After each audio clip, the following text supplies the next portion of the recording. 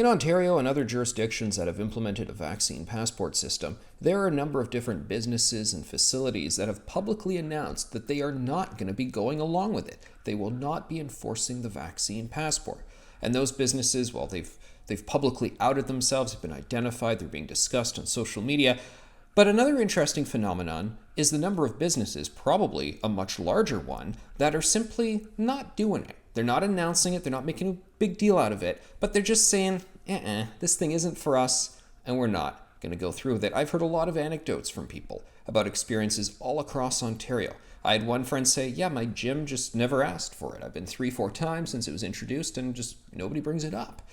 I had an interesting experience I want to tell you about the other day. I was at a fast food restaurant, one of the largest fast food chains in the Western world. I'm not going to name the place. And it was in a community, it was in a city just north of Toronto. And I'm not going to name the city because I know there's a lot of people who would like to make a big scene out of all these minor little stories. And I go into this place and I'm there with a friend, and we go in and we sit down. And then at some point while we're seated, not immediately, but after we've been there for a little while, one of the employees, she comes up to us and she says, "Hey, did you guys get the vaccine?" It's kind of a weird question. That's not saying, "Can I see your vaccine passport?" That was her exact words. And we just kind of go, "Yeah." It was an odd question. And she goes, "Oh, okay, have a nice day." She sort of steps away and then she goes somewhere else. I thought, that's kind of interesting. That's kind of odd. That wasn't enforcing the vaccine passport.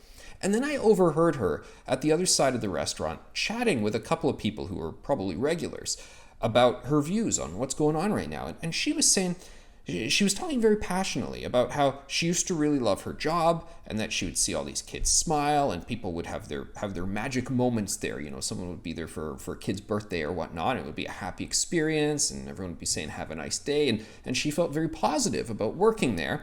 But that now, for the past year and a half, it has not been a positive experience. And she was saying, it's just getting worse. It's dogging her down. It's weighing on her. Now she has to ask people for their medical papers and she just doesn't want to do it. It makes her unhappy. She doesn't feel good about it anymore. It makes her less happy with her job. And it was just interesting to hear that lady do that. You know, she's clearly tasked with enforcing these rules. It is the law. She should have been doing it. She wasn't doing it.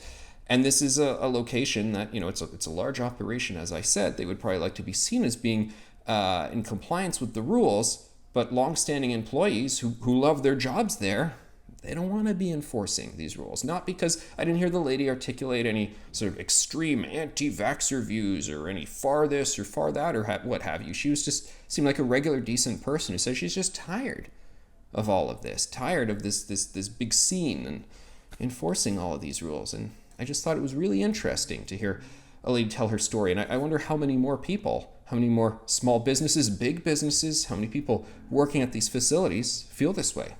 I'm guessing quite a lot.